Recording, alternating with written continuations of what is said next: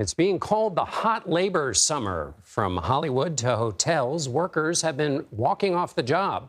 Recent data from Cornell University shows around 119,000 U.S. workers were on strike as of May. You can see a fraction of that were on strike in 2021 and 2022.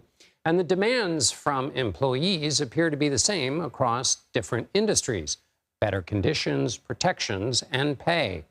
For more on this, let's bring in Seth Harris. He was the former acting U.S. Labor Secretary in 2013 under then President Obama. Seth, thank you so much for being with us. So your alma mater, Cornell University, has found major worker strikes increased by more than 50% in 2022.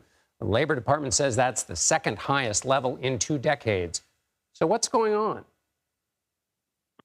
Well, John, I'd say that there are 3 things. One is the pandemic, the second is profits, and the third is the political economy. Workers are very angry about how they were treated during the pandemic, particularly frontline workers. They put themselves at risk. Their employers didn't do everything they could to protect them.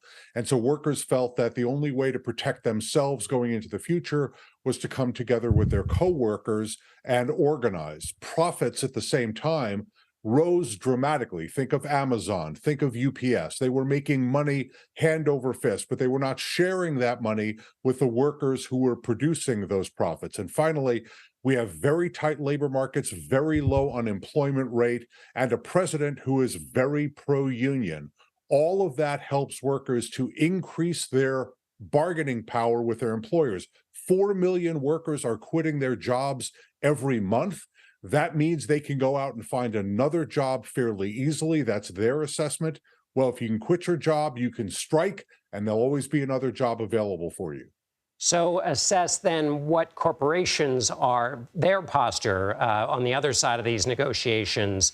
Do they not understand the point of view of labor, or do they think, look, we all had to go through difficult times during the pandemic. Our capital was at risk during that period. Times are uncertain. You're asking us to do more than we can handle right now.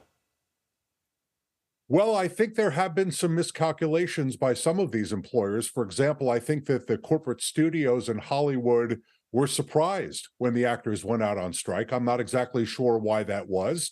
I think they think that the competition that's going on between streaming services and studios and television networks somehow is the responsibility of the actors, and it's not. The actors don't see it that way. But there are a lot of corporations that just got used to always having their way, always being able to win when they go to court on labor issues, when they go to the National Labor Relations Board. They have been successful for a long time. The labor movement has been shrinking, unfortunately, for an extended period of time. So corporations were really feeling empowered. And what some of these unions are doing, those particularly that are out on strike right now or threatening strikes, are saying is the era of concession bargaining is over. We want our fair share, and they're willing to fight for it. A tight labor market makes sense. In other words, workers can leave and find a better situation. Help me understand how a president who is pro-union has helped this dynamic or has affected this dynamic.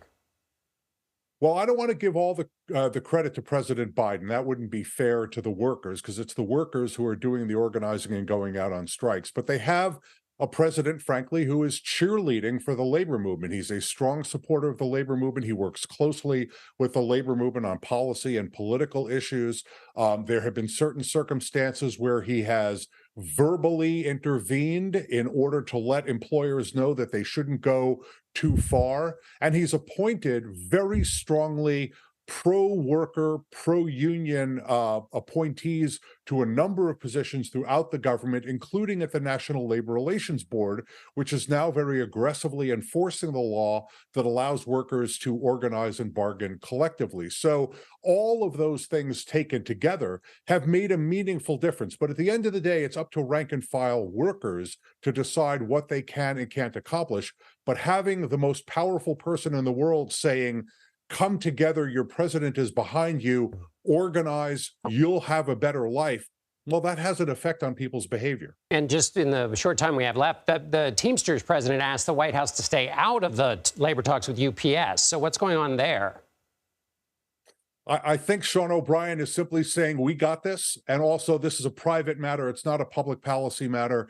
In collective bargaining, that's a private dispute resolution tool between two private parties. The government doesn't have a role. It shouldn't have a role. And that's what President O'Brien is saying to President Biden is, we don't need your help. We don't want your help. We want to settle this ourselves. We want our members to decide what contract we get. Think Biden will stay out of it? I think he will. Former acting U.S. Labor Secretary Seth Harris, thank you very much. Thanks, John.